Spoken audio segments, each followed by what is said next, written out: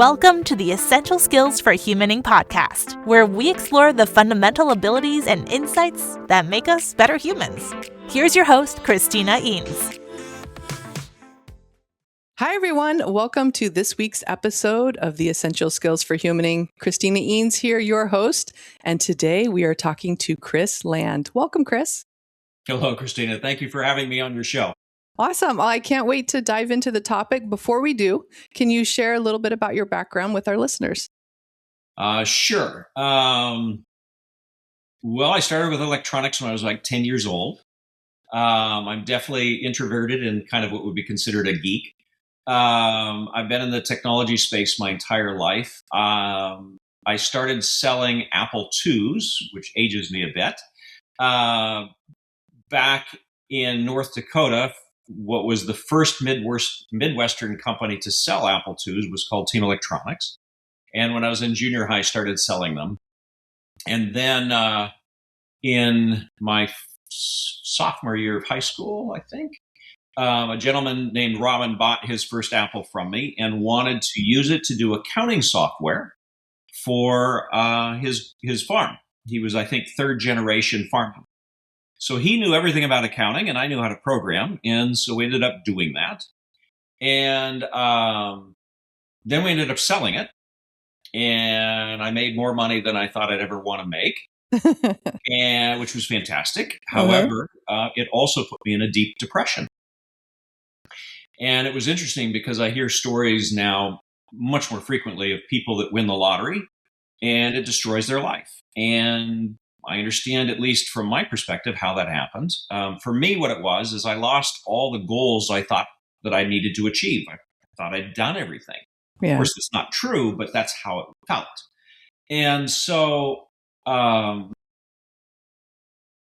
was what started me on the journey of writing The Infinity Within, which we'll talk about a little bit later. But the concepts and the ideas and everything came from that place. It started. In my childhood, I spent a lot of time learning about theologies and different ones. And so the very first thing I used to kind of scrape my way out of that place was to kind of come up with 3 goals that I could do without ever achieving them, but always moving towards them. And that was have fun, learn, and do neither the harm or impedance of others. And with those, I was able to just kind of work my way out. And then I got hired at a bank. I was 20 years old, and I was a VP of a bank down in San Diego. And then from there, I became a serial entrepreneur. After selling that first company, I kind of understood how to build. Well, let me rephrase that. I had my taste of the first technology company. Every single company I've had 12 companies. And then a couple years ago, I started doing mentoring for people in business. And almost 80% of them were asking the same types of questions, fundamental questions. And so I wrote a book called The Finance Book for Young Adults, which I wish I had when I was that age, because they don't teach hardly anything about money management, how to grow money, or any of that stuff in school. It's just, with that book, I put together a lot of different concepts. The very first beginning of the book is how the very rich people look at money differently than most of us, because they have the ability to. They have the time, where all of us are busy paying bills, making money, filling gas, hiring babysitters, doing all this busy stuff. When you're, hundreds of millions of dollars into the game, you have the time to sit around and think about stuff. And so they approach money very differently than we're taught, or that most of us are used to doing. So that's the first part of the book.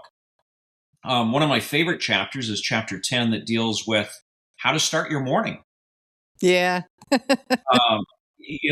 So many people don't really understand how important the beginning of the morning, the beginning of the day is to their success or difficulties through the day. Yeah. And one of my favorite, this is a very much a side channel to your question, but one of my favorite parts is the concept of a cold shower. it's interesting. There's both a physiological reason to do them, as well as, it turns out, a psychological reason. And I didn't understand the psychological until I was talking to a gentleman that is an influencer, a fairly large group. And he said, the reason I take cold showers, now the physiological is that it helps your immune system, it bootstraps the body. I mean, it does a lot of things there that are really beneficial.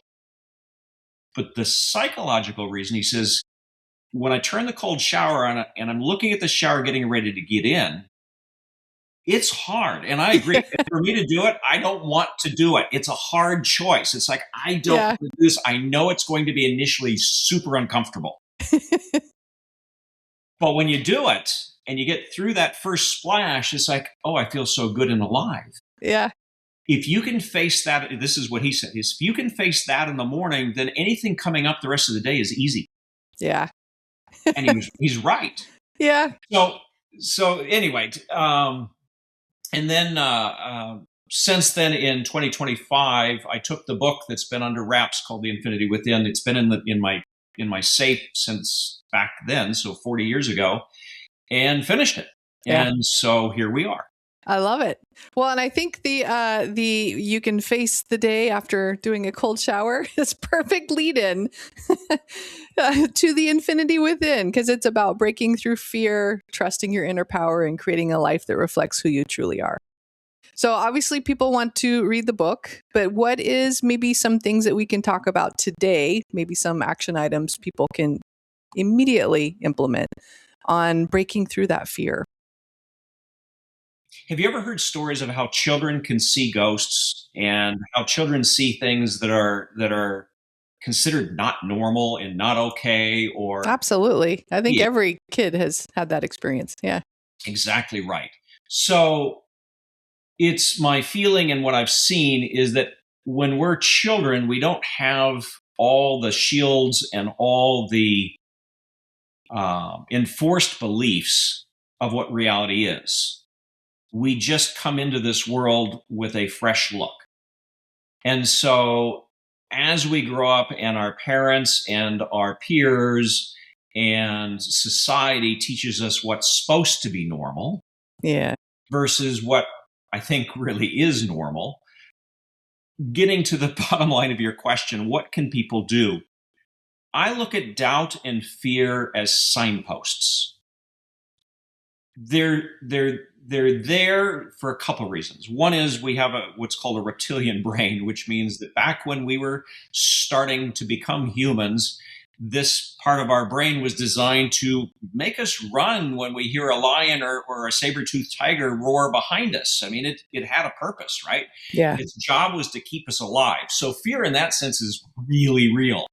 However, there's a lot of fear that is created by our consciousness, what I call the illusion of reality, meaning that we're taught that as children, those ghosts didn't exist. Mm-hmm. Well, or when the mom lifts a car off their boy because he's gotten crushed by a car or is trapped, that didn't happen. You know, he slid out, or make excuses. And those are really big cases. Another case would be, I want to get a raise at work and I'm scared to ask my boss.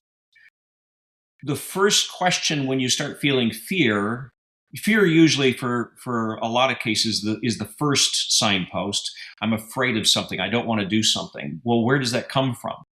Why are you afraid? And what are you doubting in yourself that's creating that fear? And then, so if you use fear as your initial, kind of like if you start feeling it in your chest or your stomach, you take that and you say, okay, what doubts are happening right now? What am I creating in my own mind space that I think I can't do or shouldn't do? What have I been taught through my life is, you know, am I being taught that I'm small and shouldn't ask for it? I'm not worthy of it, or that I'm going to get fired and that I don't have any value unless I'm here at work, or, you know, all these different thoughts come into play. And so once you start taking a look at doubt and start stripping away little tiny pieces of it, you start parting the veil a little piece at a time. So I would suggest to all the listeners to use fear whenever you start feeling nervousness, anxious, or fearful. Start looking for where the doubt is coming from, what the doubt is, what it looks like, how it feels, and then start taking a look and stripping it away and asking yourself, well, why am I doubting myself here? What is this doubt doing? How is it constructive, and how can I start pulling it away? Nice. I like to call those stories, right, that we've created, because they're stories. They're absolutely stories. So what I'm hearing is to identify what that story is, and then start picking it apart. Where did it come from? What's a different way I can see this? Correct. Absolutely. Yeah. It's funny. What popped into my head when you were, that last part was, and I heard it in a Pitbull song. It was, fear, face everything and rise, which Yes. I'm also kind of relating back to the cold shower. Face it. It's right? exactly that. I mean, Yeah. have you ever done cold showers? I've tried. That cold water is pouring and you know how it's going to shock you. It's like, I don't want to do this. No. and it's not going to hurt you. It's not going to cause any physical harm. You're not going to maim yourself. Yeah. But the fear is real. Yeah. And Absolutely. So by facing it each morning, it creates this mindset of, I can do anything. Yeah. Yeah. And so that's another takeaway from today, right? Absolutely. This also brings up, let's see, have you read The Comfort Crisis as well as Do Hard Things? I have not. Some other great books. It's about how we have, especially in modern day society, it's all about comfort. And anytime there's discomfort, right? We try to, run away. We try to get back to that comfort. And then we actually need to be doing stuff that makes us uncomfortable every day. Absolutely. Yeah.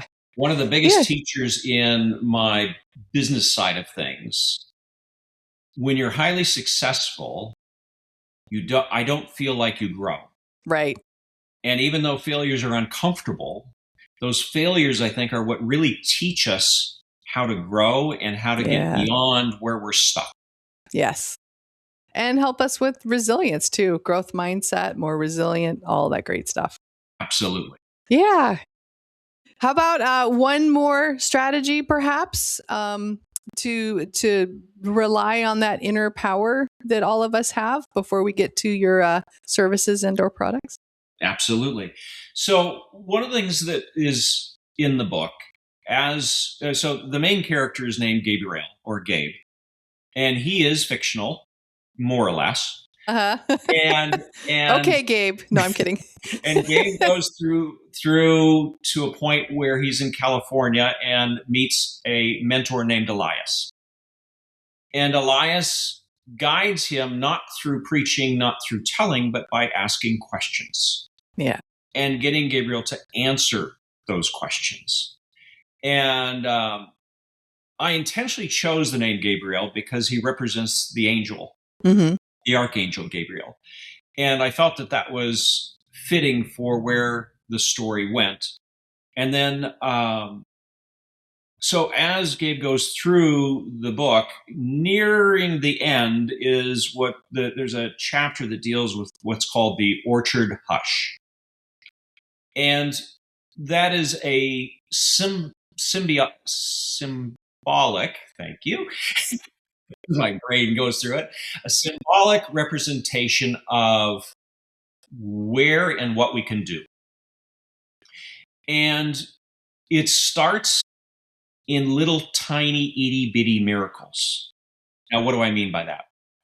In the story, the first thing that Gabe tries to stretch himself beyond beyond doubt and what he's capable of is he's in this orchard where there are no cardinals. Cardinals don't live in this space of the country.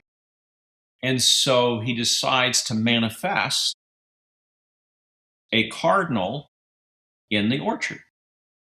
Now, that doesn't seem like a really big deal. And there's many ways that even if you do it, you can come up with, well, this bird flew out of flight path or came in from somewhere else, or maybe somebody had it at their house and let it out their window. I mean, there's all kinds of rationalizations people can do. But the idea is he put it in his mind that a cardinal was going to appear today. And sure enough, one did. That's an example of starting somewhere. Another one, so when I was growing up, I always had the fascinating experience of sitting like at a coffee shop or a restaurant and random people coming up and sitting down and telling me their life story. I mean, or a piece of their life. And they would have a whole on conversation, and I'd be listening and talking and then sharing back whatever I felt out of that. And they'd get up and they'd walk away. It's like, well, okay. Well, what I learned from that is there was something they needed to share with me that I needed to hear, and there was something that they needed to hear. And many people say that the things that happened to them that were fortuitous were coincidences. I changed the word a little bit. I said, there is no such thing as coinkydinks. Anytime that you feel like there's a coincidence or that somebody stepped into your life and changed you on a different path, start looking at that not as a coinkydink, but as something that you actually called out for, and start looking in the layers of how you were feeling before that happened. Start trying to look back in your own mental state, your own thought process of how that manifested and how that person just happened to come into your life at the time you needed them, or the phone call that came in. I remember there was times in my business where, especially one company was in dire straits, and it happens, right? And I was really in a space. I had to let all my programmers go. And some of them even stayed on beyond me being able to pay them. And at some point, they all had to leave to go pay bills and make money. And so I stayed with it, and then I shipped the product, and I did everything. I was the chief bottle washer and took out the garbage and everything. And then one week I get a phone call and somebody wants to acquire my company. Wow. So 10 minutes before that call, I'm really struggling. After the call, everything changed. So I think that one of the gentlemen I've been reading or listening to a little bit, because I'm fascinated just because of the synchronicity between what this person said. And I don't know his timeline. I know it's got to be fairly old because a lot of his stuff is black and white, but it's Neville Goodhart or Godhart. Mm-hmm. Anyway, he's a gentleman that I guess has been doing a lot of old recordings on manifesting. And been around, I guess, I want to say since the 20s, but again, I don't know. I haven't actually looked at when he started doing this. But what's fascinating about the stuff he says is that when we remove doubt, an example would be, let's say that we're needing $100,000 for a major change in life. And it doesn't have to be material in that sense. It can be anything. It could be that we've been single for a long time and we're really looking for the love of our life and to change and get into a relationship. That would be another example that's not material in that sense. What he talks about is getting our mindset, especially before we go to sleep, because that's when the subconscious takes over, of we're already there. And how does that feel? And how does that look? And how do we move through life as if we're already in that place where that has happened? And putting our mindset, our mind place in the place of visualizing and believing that whatever we need, and that's important to get away from that, because that creates the thing of the reverse where our subconscious hears, we don't have. We're lacking this. The lack, yeah. And what's interesting about how the universe seems to work is that when we pay attention to negatives, that tends to be louder than the positives, and our subconscious, it doesn't know good or bad. Yeah. Our soul and our path takes whatever it's listening to and runs with it. So if we're running with how we're lacking and how we're removed from things, guess what? That typically is what gets manifested.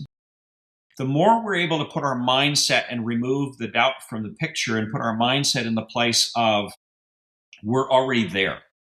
How does that feel? How does that look? Who are we helping around us? And going to sleep with that. Then what we're setting up is a stage of where we are, and it all of a sudden just happens. Yeah. Like that phone call. One moment, I'm here. A phone call later, literally 30 seconds, a minute later, my entire world at that time has shifted and changed dramatically. Yeah. So you don't have to wait for these changes. They can be instantaneous when you're ready. Yeah. Yeah, nice. I hear a lot of stuff there too. And there's actually a neurological basis for this, right? So there's negativity bias. We're paying attention to the negative stuff more. When we have a clear vision, our brain is like, okay, this is important. I'm going to look for opportunities. Yeah, for this to come up. But start connecting to the universe and drawing them in instantly. Absolutely. Well, and then connection with others. Right. We are supporting each other, even if it's like just a conversation in a diner over 20 minutes. Right. Connection with others helps us. We get help, they get help, etc. And then I also heard gratitude is huge. Absolutely. For our mindset, for our emotions, for moving forward with what we want. Well, it gets to the place of we deserve things. Yeah. We're taught through life that we have to fight and scrabble for everything that we earn, and that's not the deal. Exactly. So gratitude puts our mind in the place of, yeah, you're worth getting these things. Yes, these things are possible. Yes, you can have them. Yes. Well, I am grateful for you for joining us today. I appreciate it. Thank you. And sharing your wisdom. Now, I know people are going to want to learn more. So can you share a little bit about how people can get a hold of you, your website, products, services, anything you'd like folks to know? Absolutely. So I have a homepage that talks about the different books we've talked about. It is literally krisland.com, and that's KRISLAND.com. And that'll give you access to all the different books. If you're very focused on the infinity within, I've been very fortunate and blessed that on Google, I take over the first 3 pages. If you type that in, theinfinitywithin.me is where you can get the 21-day free journey companion module, which is a workbook that you can use to work on these things that we're talking about. Nice. The book is available through, many places. Barnes & Noble, Amazon, Apple, even bookstores in Norway. I was fascinated. Awesome. I'll make sure the links get into the episode descriptions. Perfect. Yeah. Thank you so much. Of course. And your final piece of advice to close us out. Oh, that's a big I know.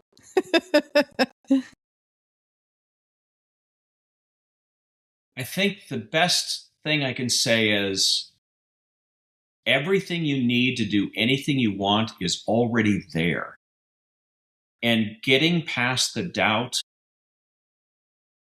and the fear to go do things, that's the only thing blocking you from doing what you want to do. I love it. Because we're so powerful. Oh, well, thank you so much for joining us today, Kris. Thank you, Christina. Very much a pleasure.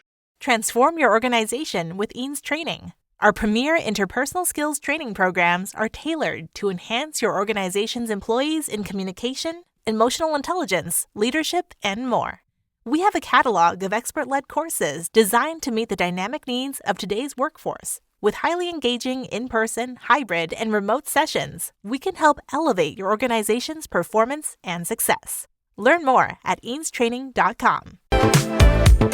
Thank you for tuning in to the Essential Skills for Humaning podcast. We hope you've gained valuable insights to enhance your journey as a human being. Remember, practice makes progress. Keep honing those essential skills, and until next time, keep being the best version of yourself. For more resources, visit eanestraining.com.